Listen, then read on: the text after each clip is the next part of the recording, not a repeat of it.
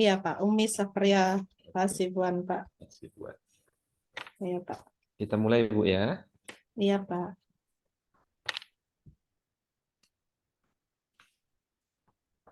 Assalamualaikum Bu Umi. Waalaikumsalam warahmatullahi wabarakatuh Pak. Ya, bisa manggil siapa? Umi Iya biasa. atau Bu Safria? Saya biasa dipanggil Ibu Umi Pak. Ibu Umi. Kalau Iya Ibu Pak. Umi double ibunya. Apa Pak? Kalau Ibu Umi double ibunya ya. Iya memang artinya Umi Ibu ya Pak. Cuman ya sehari-hari juga biasa dipanggil Umi. Iya Umi. Pak. Iya Pak. Kalau Umi saja nanti takutnya namanya aja. Kalau Bu Umi dua-duanya ibu jadinya. Apa Pak? Oke, Iya Pak. itu apa saja? Pengantar saja. Sehat Iya. Bu? Alhamdulillah Pak. Mengajar Sehat. di mana Bu Umi? Di MTSS Al Mukhlisin namanya Pak, di tempat saya ini, di tepatnya di Sibuhuan, Kabupaten Padang Lawas, Sumatera Utara, Pak. Sudah berapa lama Bu Umi mengajar di MTS itu? Kalau saya masih kuliah waktu itu semester 4 sudah masuk ke sana, Pak. Hmm. Di tahun 2004, kalau nggak salah ya. 2004 tanggal 26 Desember 2004, Pak, masuknya. Sampai sekarang ya. Alhamdulillah, Pak, masih. Mengajar mata kuliah Al-Quran Hadis sejak kapan? Iya, sebetulnya kalau mata pelajaran Kurdisnya ini diawali pada tahun 2019, Pak.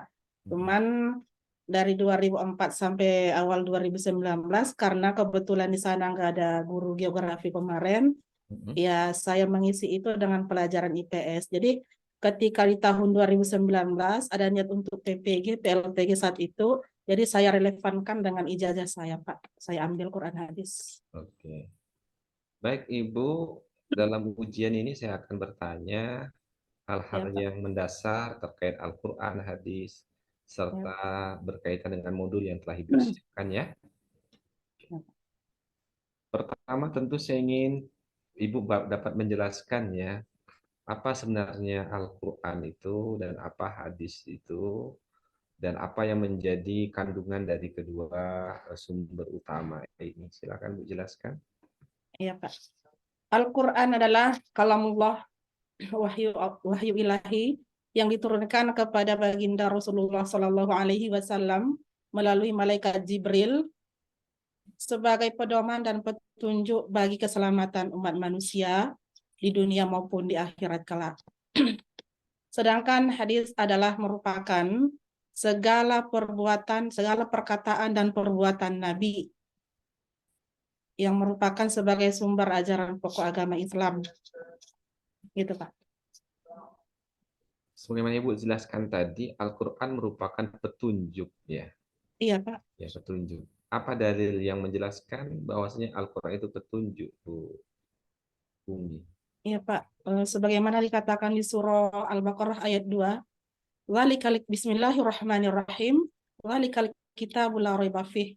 Al-Quran itu diturunkan sebagai petunjuk bagi, ya sebagai petunjuk, Pak. Belum selesai tadi ayatnya, Bu. Coba ulangi lagi. Bismillahirrahmanirrahim. Walikal kitabul la raiba fih, hudal lil muttaqin. Kalau yang di akhir ini nggak dibaca, nggak ada petunjuknya di situ. Oh, iya, Pak. Ya, saya ulangi, Pak.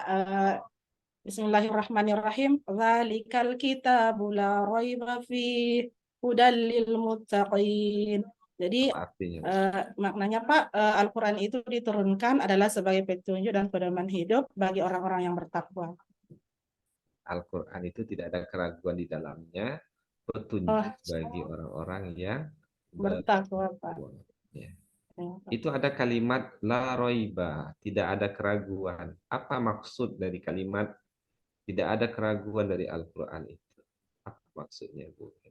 Iya, Bu tidak ada Umi. keraguan. Al-Quran itu merupakan kalamullah, perkataan Allah yang diturunkan ke Nabi melalui malaikat Jibril yang memberikan apa namanya Pak, petunjuk yang benar, yang merupakan Al-Quran ini merupakan autentik, yang lebih istimewa, baik dari segi usulubnya, isinya, kandungannya, itu berbeda dengan kitab-kitab yang lain.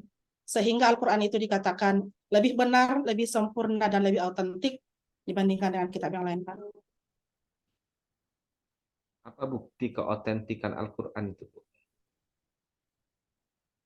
Ya, salah satunya terdapat dalam uslub-uslubnya, gaya bahasanya itu melebihi daripada kalau kita perhatikan dari uslubnya itu melebihi dari sastrawan-sastrawan yang pernah jaya pada waktu dulu pada masa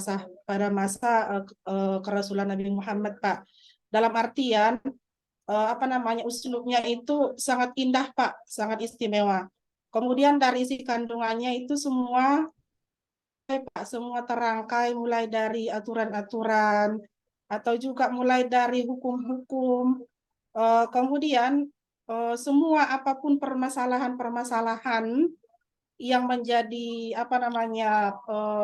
dasar hukum itu diambil dari Al-Qur'an karena sempurna di sana, Pak. Semua mengandung petunjuk keselamatan, baik dia urusan dunia atau juga akhirat, Pak. Selanjutnya, apa posisi hadis terhadap Al-Quran, Bu? Iya, sebagai penguat atau juga sebagai sumber kedua dari Al-Qur'an, Pak. Sebagai penguat. Apa maksud penguat yang Ibu maksudkan itu? Apakah Al-Quran itu lemah kalau tanpa hadis? Atau gimana? Bukan maksudnya lemah, Pak. Maksudnya sebagai dasar tambahan atau juga sebagai apa namanya bagaimana ya, Pak, maksudnya? Maksudnya hadis itu sebagai bentuk kesamaan antara Al-Qur'an dengan hadis supaya ada Pak di situ sebagai pelengkapnya lah, Pak. Maksudnya sebagai ada unsur kesamaannya lah, Pak. Kalau susah juga bilangnya, Pak. Oke. Bagaimana menurut Ibu terkait dengan adanya orang-orang yang meragukan keotentikan hadis atau posisi hadis sebagai dasar hukum kedua setelah Al-Quran? Bagaimana menurut Ibu? Ya tentunya kita sebagai ya bolehlah dikatakan pengajar, kita memberikan pemahaman kepada orang-orang yang meragukan. Ya dengan memberikan pengertian-pengertian, menunjukkan keistimewaan dari Al-Quran dan hadis itu, Pak. Bagaimana Ibu bisa meyakinkan orang bahwasanya memang hadis itu sangat perlu, sangat penting. Dan hadis itu memang betul-betul terjaga atau benar-benar terpelihara kebenaran hadis tersebut. Ya, itu terpelihara mulai dari zamannya Rasul, sahabat sampai sekarang itu tidak ada perubahan-perubahan seperti kitab-kitab yang lain, Pak. Terjaga kemurniannya, terjaga keasliannya, sehingga semua isinya itu mulai dari zaman Rasulullah sampai sekarang dapat dipertahankan kemurnian dan keasliannya dari isinya, Pak. Selanjutnya, Ibu mengajar atau menyiapkan modul apa dalam tugas kemarin? Ya, kebetulan saya, Pak, itu dari MTS, Pak. Makanya kemarin saya mengambil modul yang dari fase D, Pak, kelas 9, yang modulnya itu temanya adalah Mad Lazim, Pak. Mad Lazim Mukhaffaf Kilmi dan Musaqal Kilmi, Pak. Yang satu lagi? Yang satu lagi Mad Tobi'i, Pak. Oke. Saya ingin mendengarkan Ibu mendemonstrasikan, mengajarkan modul tersebut. Silakan. Yang pertama, Pak, yang saya upload itu, Pak. Boleh. Apakah saya mengajar itu mulai dari pembukaan persepsi sampai salam penutup, Pak? Pada posisi inti saja, Bu. Inti saja, Pak. Oh, Iya, ya, Pak. pada kegiatan inti. Iya, Pak.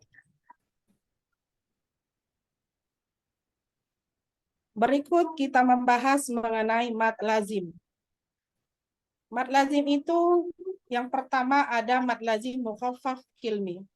Mad lazim mukhaffaf kilmi pengertiannya adalah mad artinya panjang, mukhaffaf artinya diringankan, sementara kilmi artinya kalimat.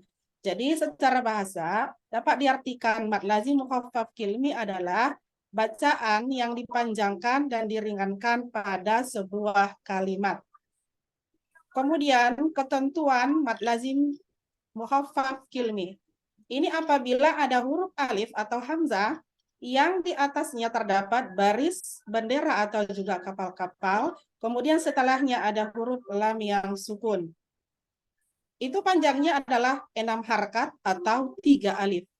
Nah, contohnya di Al-Quran itu hanya ada 2. Yang pertama, pada Quran Surah Yunus ayat 61, kemudian Quran Surah Yunus juga ayat 91, yang berada bunyinya atau yang katanya adalah Bismillahirrahmanirrahim.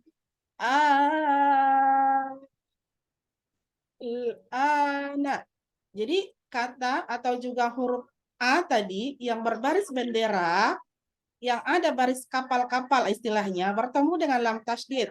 Nah, itulah yang dikatakan mad lazim muhaffaf kilmi, yang dipanjangkan sepanjang 6 harkat atau 3 alif. Dan sekali lagi saya katakan bahwa mad lazim muhaffaf kilmi itu hanya ada 2 contohnya di Al-Quran, yakni pada surah Yunus ayat 51 dan surah Yunus ayat 91. Nah, yang kedua kita lanjutkan mad lazim musaqqal kilmi. Ini sama dengan yang tadi, cuman bedanya kalau musaqqal itu diberatkan. Kenapa diberatkan? Karena ada huruf tasdid setelah huruf mad tersebut. Nah, sebagai contoh, mad lazim musaqqal kilmi itu ada pada surah Al-Baqarah ayat 167, yakni Bismillahirrahmanirrahim. Min kulli bang, yakni adanya huruf yang di sampingnya alif yang memiliki baris bendera, kemudian setelahnya ada huruf yang bertasydid. Ya, setelahnya ada huruf yang bertasydid setelah huruf mat tadi. Maka ini panjangnya adalah sama, yaitu 6 harkat atau 3 alif.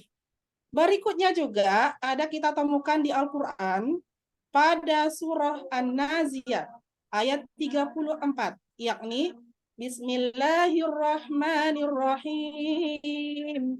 Fa'idza ja'atil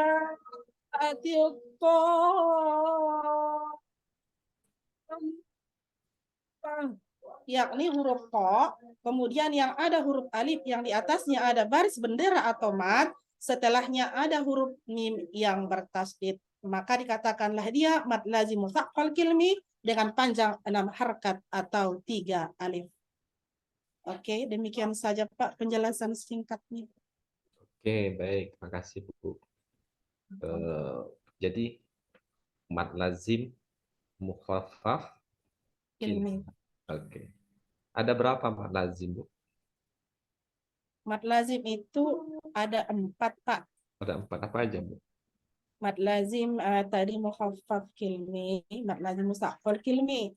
Kemudian yang ketiga mad lazim mukhaffaf harfi dan mad lazim mukhaffaf kilmi. Oke. Yang mukhaffaf harfi contohnya apa, Bu? Yang mukhaffaf harfi ya, Pak.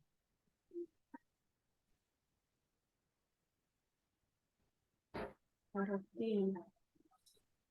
Lupa ya. Karena tegang, Pak. Aduh. Yang pada awal-awal surat, Bu. Oh ya, Pak.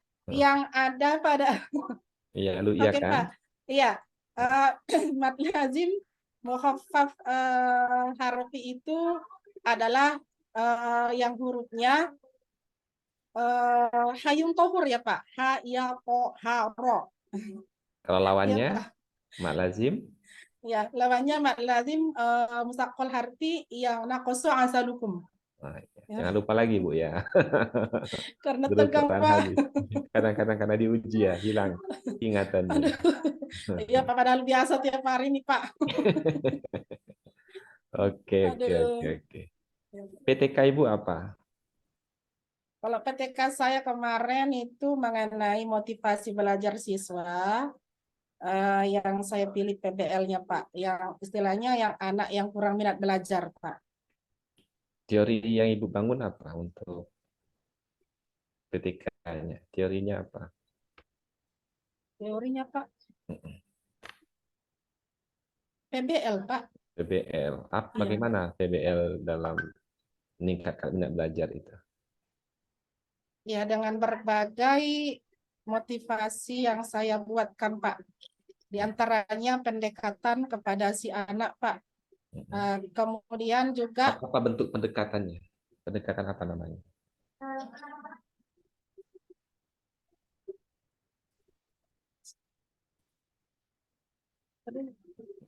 pendekatan apa? Inquiry kalau nggak salah, Pak. Ya, Eh, Bu. Oke.